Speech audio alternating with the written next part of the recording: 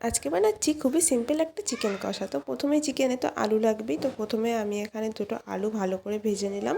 খুব বেশি ভাজবো না, মোটামুটি একটা ভেজে নিলাম। তো আজকে যেহেতু রবিবার, তো কার কার বাড়িতে চিকেন হয়েছে অবশ্যই জানিও কমেন্টে।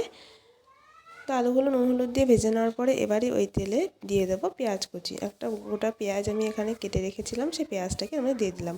তার আগে একটু ফোড়নে আমি গোটা জিরে দিয়েছিলাম। তো ফোড়নটা দিয়ে পেঁয়াজটাকে দিয়ে ভালো করে একটু ভেজে নেব। পেঁয়াজটাকে ভাজা ভাজা করে তারপরে এখানে আদা রসুন কাঁচা লঙ্কা টমেটো সব একসাথে বেটে রেখেছিলাম, সেই মশলাটা এর মধ্যে আমি দিয়ে দিচ্ছি। মশলাটাকে একটু ভালো করে কষিয়ে তারপর এখানে জিরে গুঁড়ো ধনে গুঁড়ো লঙ্কা গুঁড়ো আর হলুদ পরিমাণ মতো নুন সব একসাথে আমি দিয়ে দিলাম। দিয়ে এবার মশলাটাকে ভালো করে কিন্তু কষাতে হবে।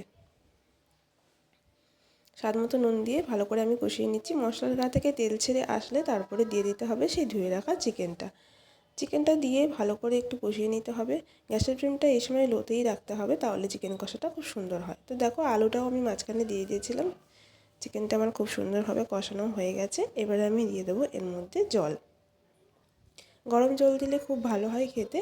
তো জল দিয়ে দিচ্ছি, দিয়ে তারপরে ঢেকে দেবো, যেহেতু আলুটা আমার সিদ্ধ হবে। তো দেখো আমার আলু চিকেন সব সিদ্ধ হয়ে গেছে। এবারে আমি এর মধ্যে দিয়ে দেবো গরম মশলা গুঁড়ো, তাহলেই রেডি হয়ে যাবে। কেমন লাগলো রেসিপিটা অবশ্যই জানিও, ভালো লাগলে লাইক কমেন্ট করো।